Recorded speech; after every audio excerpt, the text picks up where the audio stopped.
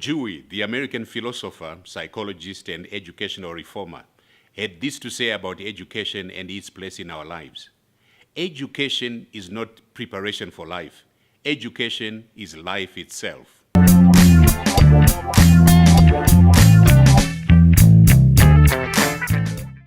You are the founder of Rekindle, learning and educational company? That is correct. Okay. What is your first love? Is it education or technology? My first love. I don't know if I'm exclusively in love with any one particular thing, but if I have to choose, I probably have to say technology, because when I first started studying it in university, it really was by accident, but I decided to stick with it because unlike most of the other subjects at university, as opposed to accounting and marketing and psychology and all the other things in the commerce faculty, computer science was about the only one that allowed you to come up with ideas in your head and build something and bring it into reality when it didn't exist before. So it almost felt like you could inject your imagination into reality, which is something that creation process didn't seem available in other disciplines. So once I saw that, I thought, actually, this is amazing. It's an incredible tool to bring ideas into life. It's an incredible tool to manifest your perspective of the world into something other people can touch and feel. So when I look at it from that perspective, and that it's so scalable and it can reach so many people, I'm most inspired by the fact that you can use it to solve really critical challenges because it can be so scalable. Amazing. And how did the accident come about? Oh, the accident came about. I was finishing my high school, and I knew enough about myself to know that I knew nothing at all. And I wanted to stay at home and think about life and think about what You know nothing at all after high school, you know a lot.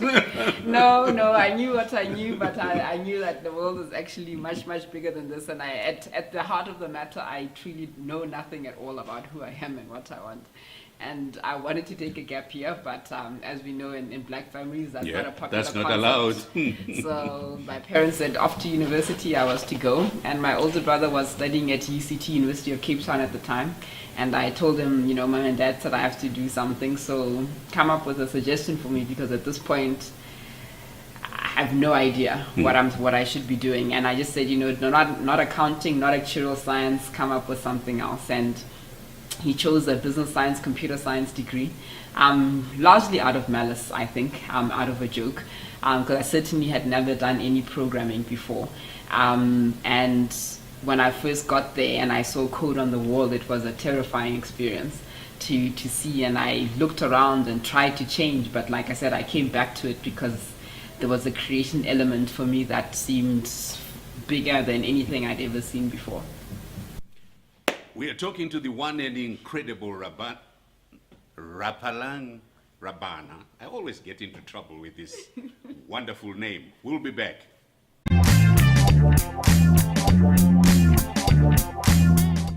You are the CEO and founder of Rekindle Learning. True. Tell us about Rekindle Learning. What do you do there? What does the company do? Sure. And where are you moving? Sure. I started Rekindle Learning a few years ago.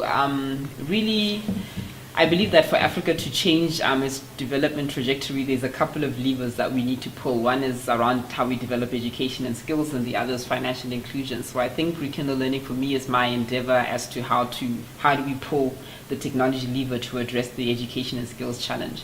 So in principle, what I try to do is I try to marry the best we know about how the mind works and how best we learn with smart technology, so that we can learn better and deliver more effective learning outcomes, both for company training environments as well as at universities.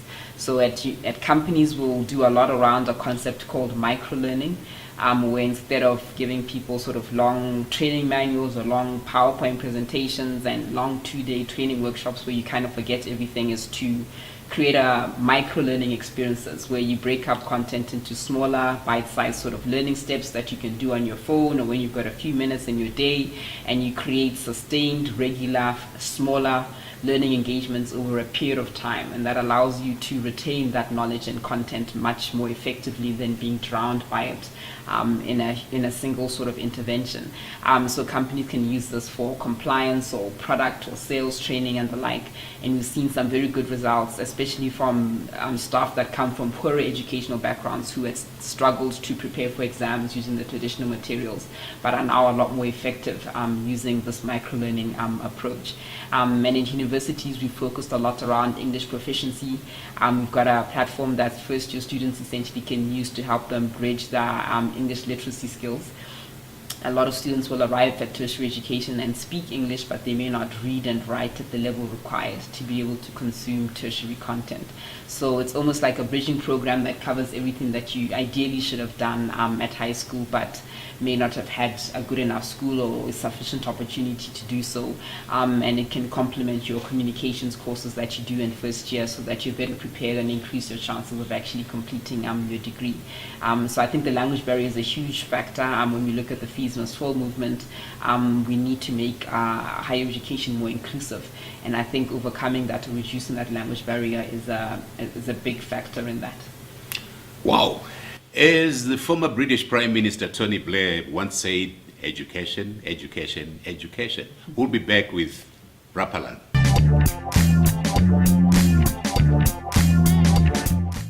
You became an entrepreneur straight after completing your degree at the University of Cape Town.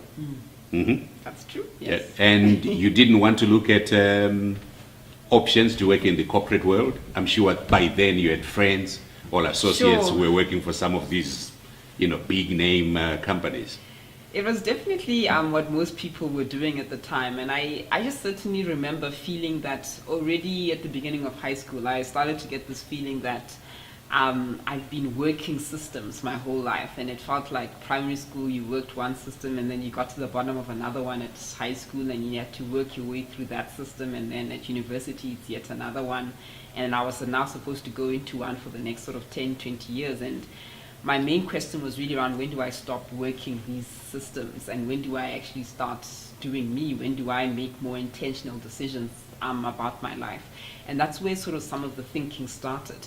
And I decided by the time I finished UCT that actually the most important thing to me at this point in time is being able to decide how I spend my time and what I give my attention to.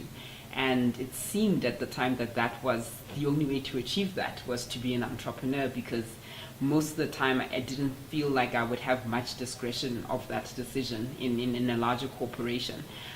So by a process of elimination, it seemed this was actually the best way for me to go forward, so that I can be able to determine how I spend my time and what I gave my attention to and what I could decide to build that I determined was valuable, as opposed to continuing to live by default, like a hamster in a wheel, really. And I wanted to stop that process and make a lot more intentional a choice.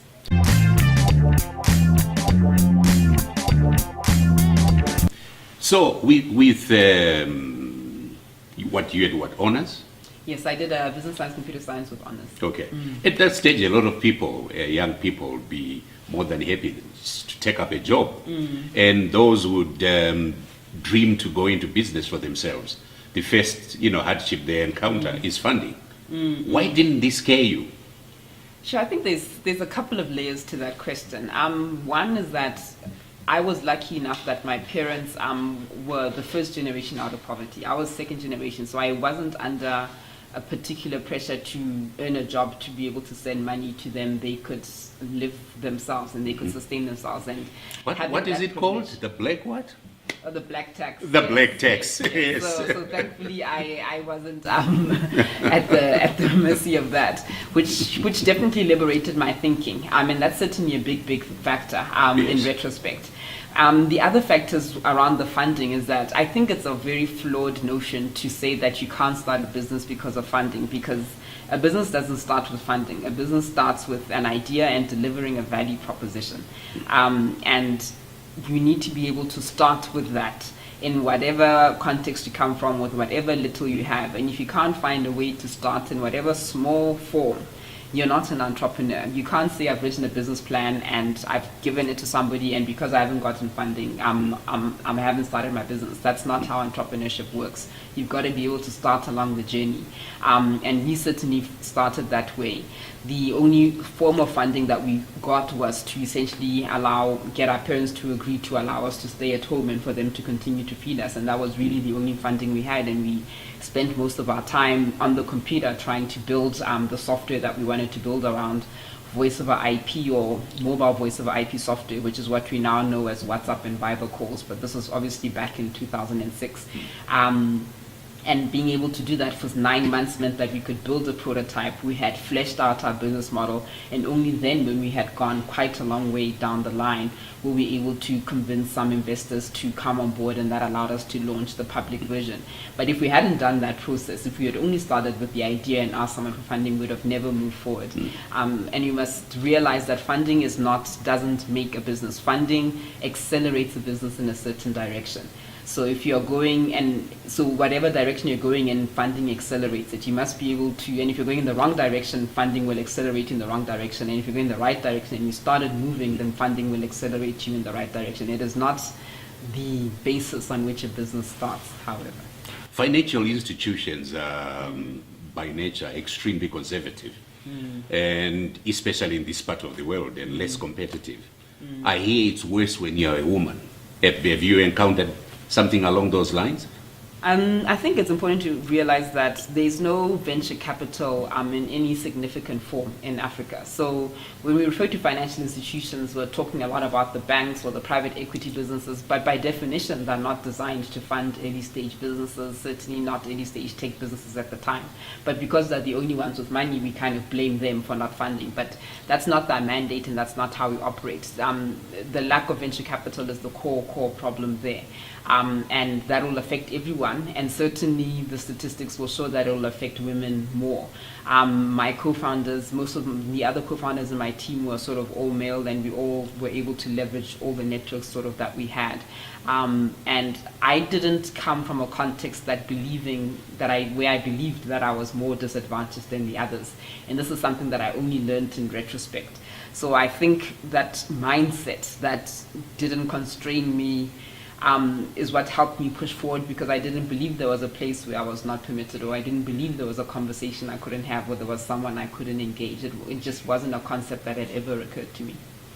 We're talking to Rapelang Rabana on Makamba Live. We'll be right back.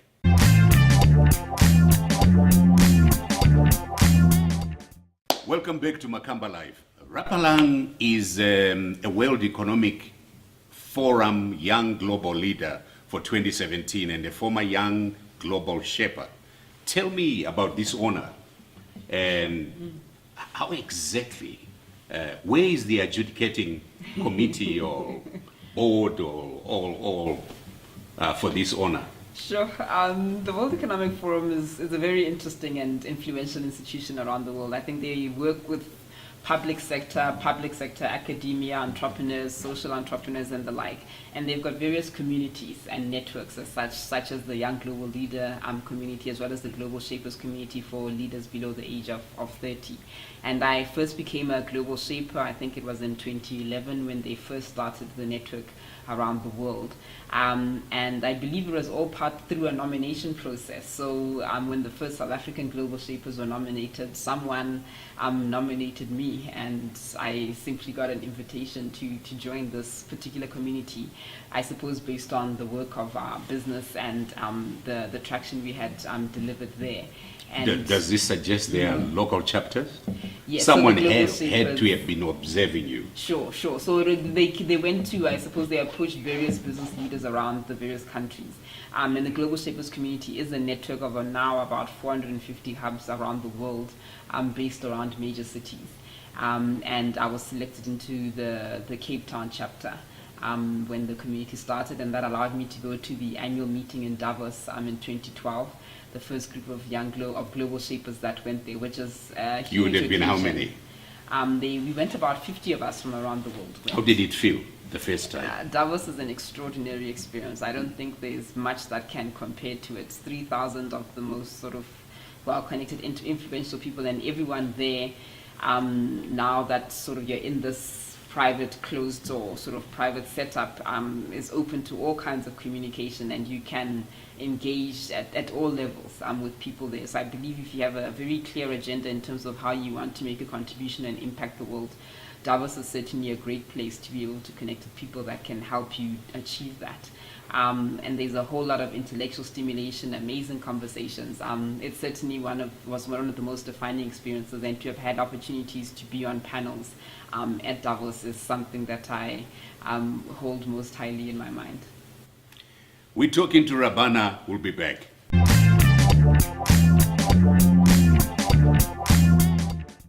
Welcome back. Transformation and diversity are hot button issues, not only in corporate South Africa, but also globally, in tech industry and in the venture capital space.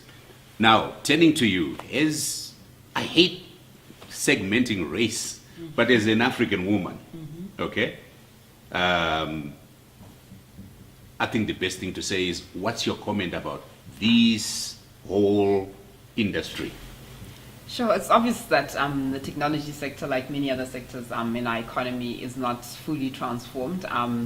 And most of the leaders and the staff and the entrepreneurs in the space are not reflective of the broader population. I'm sure a lot of it stems from quality of education and prior exposure for maths and science to African young girls. But a lot of it also comes from how we socialize young women today, that it's still, if you see a little girl today, it's easier to say you look gorgeous as opposed to talk about what book she's reading or assess, or stimulate her thinking. Whereas with a guy, you might want to chat about that a bit more. And these socializations precondition, I think, women to not believe, I suppose, in their ability. And then only sort of a few of us might get through without those sort of mental limitations. And then within companies themselves, there's still a lot to do around making work environments more inclusive and truly more equitable, because it's people who fundamentally relate to people that are more like them. So by definition, if you have predominantly male or white, you will relate to other predominantly male and white people. And without a more diverse leadership and diverse management, you won't be able to connect as easily to talents that comes from other diverse groups. So we need to still do a great deal of work. And I believe we also need to ask ourselves, instead of asking ourselves, why aren't women sort of making it? And it's always stunning for me to be able to look at the quantity or the number of incompetent men in positions. And we should also be asking ourselves, how are there no barriers for incompetent men when there are still many barriers for competent women? And what does that say about how we reward progress and how we recognize talent in our organizations? That imbalance sort of is still happening. Outside of those external factors, I still think there's a lot women can do for themselves, because ultimately you tell yourself what you can and can't do, and our greatest blockers or inhibitors are ourselves. And I was very lucky to grow up in a family where my mom was an engineer, and I grew up with two brothers. Everyone did math, science, and cooked and cleaned. I didn't have a concept that women were this and men were that. Everyone with hands and feet and a brain could do anything.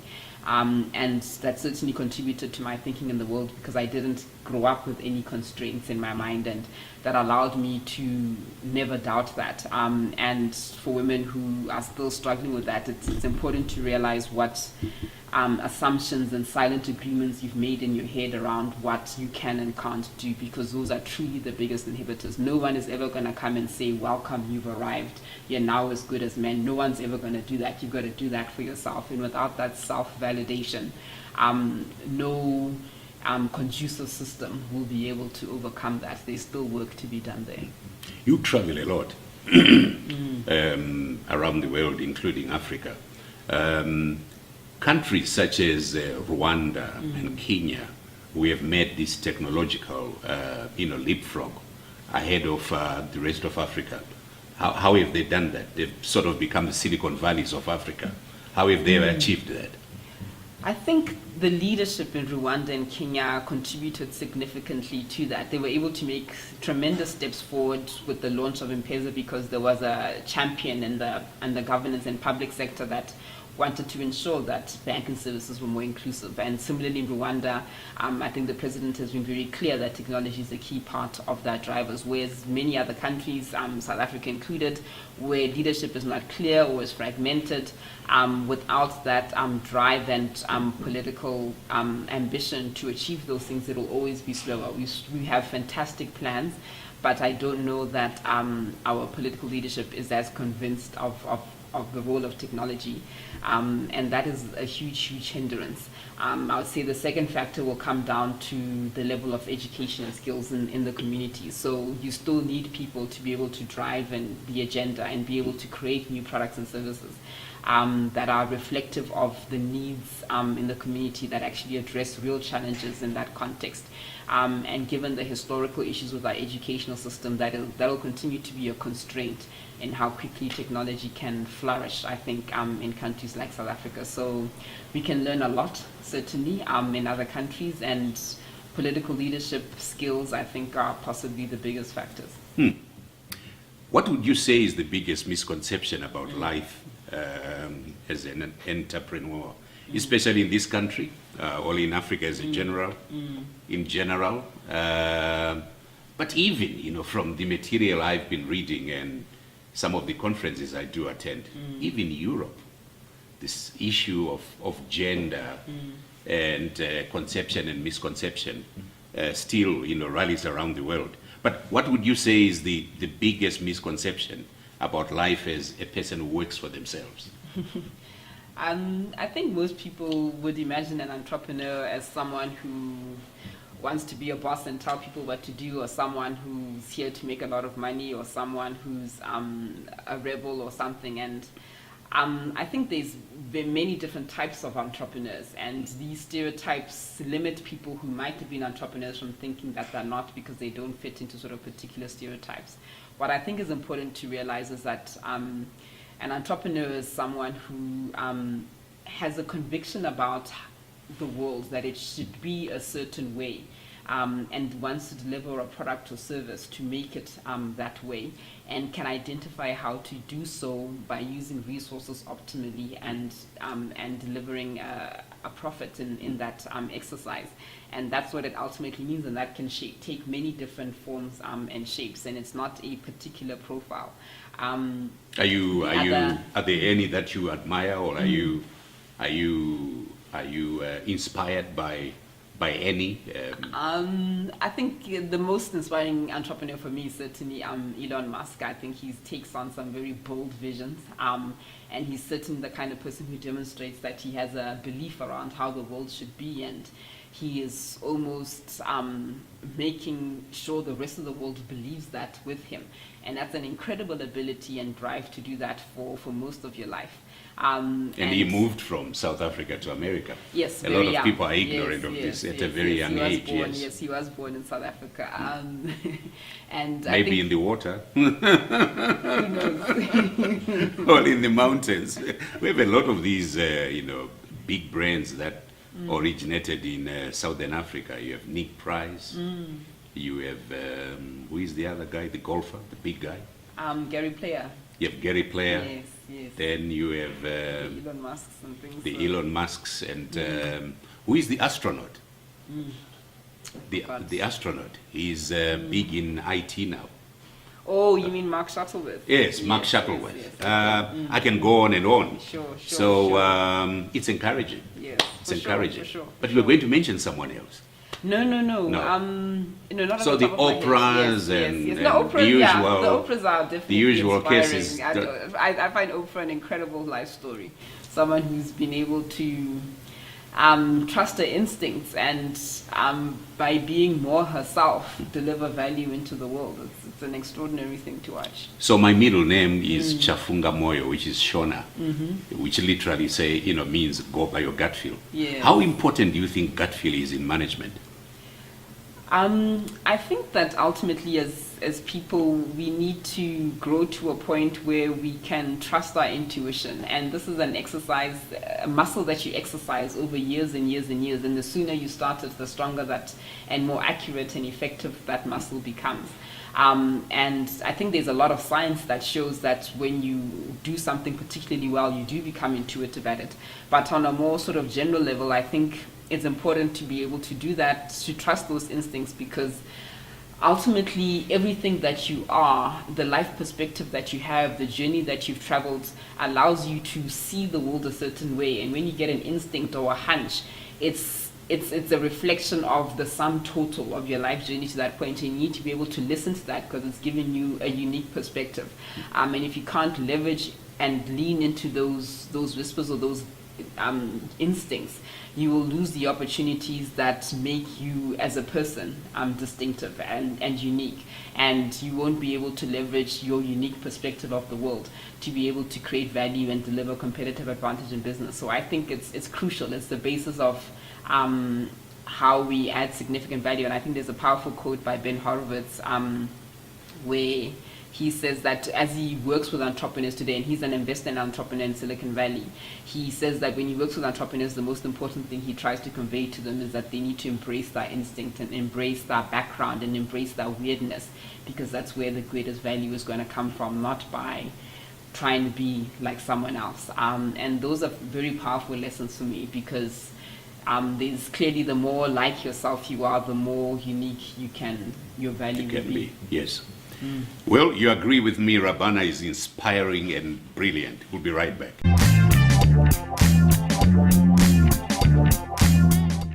You've done so much in such little time. In the process, you must have learned a lot. Can you share with our viewers the lesson that life has taught you so far?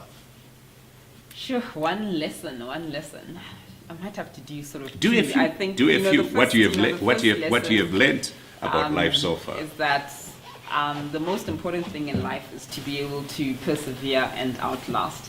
I don't think I was ever the smartest person in my context or the most gifted or particularly anything like that, but I kept showing up and I kept being there, and this is whether getting into classes, meetings or opportunities, or meeting people. I show up consistently, and I've continued to do so. And to me, it's surprising that there are many people, that can't get on time to someone or can't get through a degree because they won't get through classes or won't arrive at classes, or when things are really tough at work, can't keep showing up. And just being able to outlast leaves the people that outlast are actually a small fraction, and being able to keep going at all costs has, I think, been the greatest contributor to show up. And you'll be stunned, I think, at how few people show up fully prepared, attentive, and ready to contribute every day. And I think life rewards that quite significantly. The second lesson I learned is that time pushes past everything. So I think when you're young or coming out of high school or university and into the working world, you think that there'll come a day when you're, really successful and you've arrived and you're made. And at the same time, you might think that you might be terrified of certain experiences or things going wrong, or and think that one particular thing, might destroy you or your career. And what life has taught me is that, time sort of pushes everything. Every stunning success, every horrendous defeat, the sun rises the next day and it moves on and it pushes past sort of everything, and there's no do or die moment. There's no time when you're arrived, you're done, everything is set. There's no such thing, and life is really just a series of moments and journeys. And if you appreciate that, then for me now, I don't have to get overwhelmed by anything. I don't have to get terrified by anything, because I know tomorrow continues to push forward. So that allows me to overcome a lot of fear and a lot of disappointments, because I know whatever amount of pain or amount of disappointment or sorrow that life pushes past, time pushes past this as well. Rapelang, thank you very much for this very exciting episode of Makamba Live. And to my friends and listeners, tomorrow we will indeed show up.